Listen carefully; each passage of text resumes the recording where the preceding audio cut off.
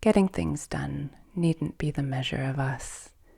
Any moment that we refuse to judge ourselves by the values of the profit motive, totting up achievements versus our sins against productivity, is a moment that we step out of the extraction economy and begin to co-create something remarkably different.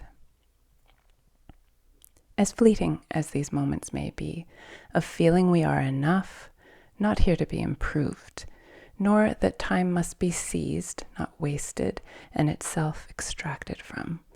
Just affirming this to each other is a shift. We can read all the books that affirm that the great letting go is a form of future activism, or that it is nothing of the sort, and we need not prove we are napping or doing nice things for ourselves and the earth either. We can just be without reckoning with just being. Part of unplugging from the extractive mindset is to stop accounting. What a sticky thing it is, judging, proving our worth.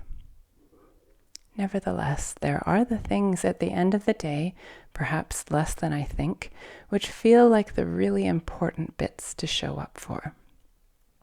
What I find on the days that feel really fluent, another judgment, is that losing oneself, finding oneself in the moment is a way of being that I am increasingly fond of. I call it pottering. Pottering in itself is improvisational, to see before me what wants doing and to do it, not off a list, not out of discipline or pressure, but led by a state of flow. Come autumn, the flow really does sweep the porch off as the rain beats down, then notices how wonderfully full the buckets at the downspouts are, and steps into wellies and jacket, broom in hand, hurls some water down the mucky step like a child making streams, scrubs at the stone path till it is pleasingly, though no doubt temporarily, clear. Then realizes a while later that several tidying and mending and tending sorts of things have been done that one had been resisting, and that the time has at once paused and flown in gratifying busyness, idleness. In support of this sort of physical meditation, and because my usual intensity of family life sometimes dwindles temporarily, homeschoolers do graduate eventually, though it feels surprising, and go off into the world on important adventures, leaving me to carry off, not delegate, many fundamentals like morning or evening chores. So I have begun to make this time my own. Possibly this is also a particularly wintry response, as there is a spaciousness then that is squeezed out by the needs of baby plants and baby animals in the warm seasons. Still, I find snippets, even now, for responsiveness to the moment at hand. When winter comes again, I will rest in it, though it looks nothing like rest. Here is what it looks like.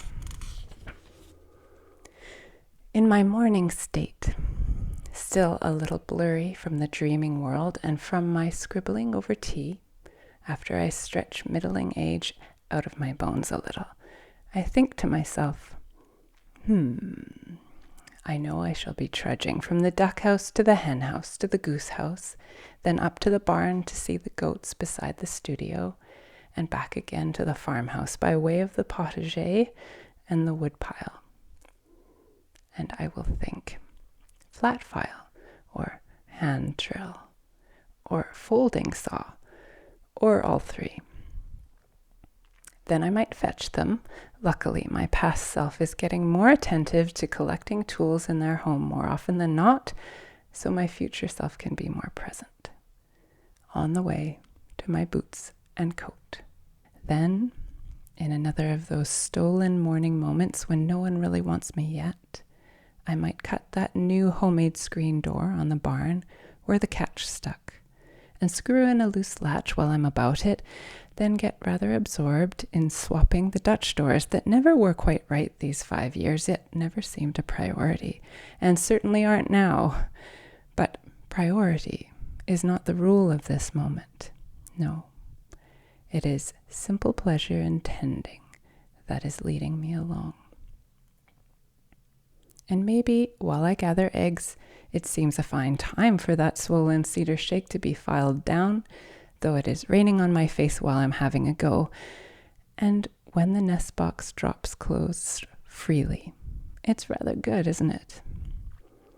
Then I might stand and admire the freshly scrubbed steps and the rooster's fine new iridescent feathers and that board that I knocked in along the plum tree bed that is still holding in the mulch several months later, and yes, feel industrious and worthy and at service, but mostly just as if I have been, for a time, wholly present to the day.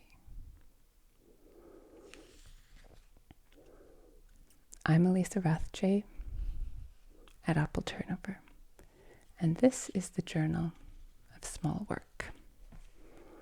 Thank you to our patrons for their support.